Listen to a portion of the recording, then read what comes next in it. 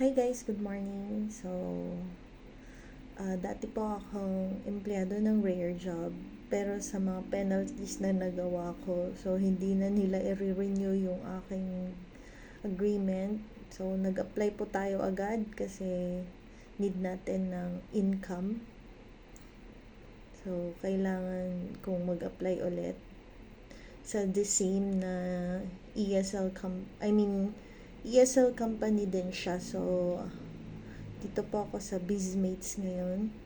And I'm currently preparing for my demo lesson. Nakapasa na po tayo sa video one-way interview nila. So, bale, 5 questions lang yun. Actually, parang 3 lang yata. And easy lang siya kasi hindi ka makikipag-usap sa tao. So, you have all the time to prepare for yourself. So,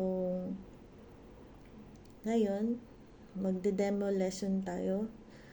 Wala silang mga example videos kung paano yung demo lesson, kaya nagre-rely na lang ako sa skill na natutunan ko sa Rare Job.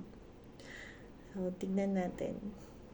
So, mamayang 9:00 pa lang naman. So, 8:30 na. So, habang naghihintay, it's good kung mag-prepare ka.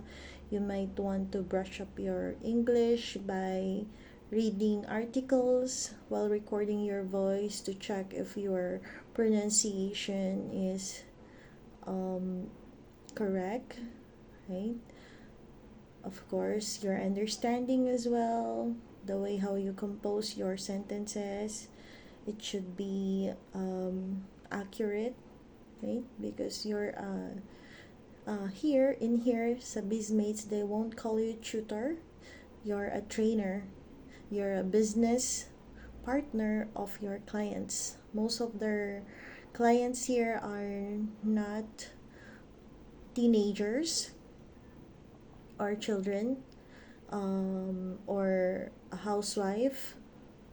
Most of their clients are already working, so mostly professional. So kaya siya BizMates kasi yung biz daw is business, and mates because you will treat them as a friend or as your level, so you have to help them as friend. So we really have to have experience sa pagtatrabaho sa company kasi most of napansin ko yung mga modules nila dito is more on about business conversation, business English talaga siya. So yun yung pinaka main nila, business English yung conversation. It's not a daily English. So you really have to have a lot of vocabularies with business English, and very strict sila sa technical requirements. So, papacheck talaga nila lahat. Task manager, CPU, GPU, and everything. So, I should be preparing kasi yun yung wala ako yung cable adapter. Kasi 'di ba yung laptop natin no need naman talaga ng LAN cable, pero meron akong LAN cable dito.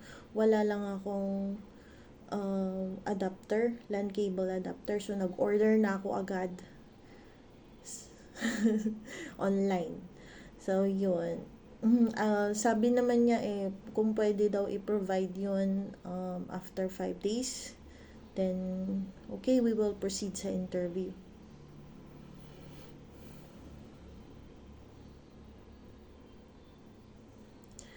So yun, nagme-message na naman siya sa akin. Nahanap niya yung LAN cable adapter. Pero sige, magpo-proceed tayo sa interview today. So dapat well lit yung area mo. Kung gusto mo yung work na to, work at home, mag-invest ka na sa ring light para clear yung face mo. Syempre kailangan yung mga student pag nag-pronounce ka ng words or nagsalita ka, kailangan kitang-kita nila kung paano ka magsalita. And syempre, kailangan you have to look professional kasi mga student nga dito is mga nagtatrabaho na mga professionals, doctors, lawyers, office workers, even teachers. Yan. So, mostly, ang gusto nila is nagbabasa sila ng mga article, sumasagot ng mga complicated questions na pang Miss Universe. Kaka-amaze nga sila eh. Matututo ka lang in the long run. So, yun. So, wish me luck. Sana makapasa ako dito sa demo lesson na to kasi wala na akong trabaho. And, ayoko namang, maging palaasa sa asawa. Since wala pa naman kaming anak, gusto kong maging productive ako. At marami akong gustong bilhin, maraming akong gustong puntahan, gusto kong pag-ipunan, syempre kakain din ako, at saka ayoko ng mainit, need ko pambayad ng electricity, kasi may mga aircon, may mga electric fan, mga ilaw, napaka-aksayado ko sa kuryente, sa trabahong to, pero worth it naman siya. Syempre ayoko namang hindi ako sanay na magtrabaho na sa mainit na lugar. So, yun. So, sana makapasa ako. And, I wanna share kung anong result nito right after. So, yun lang.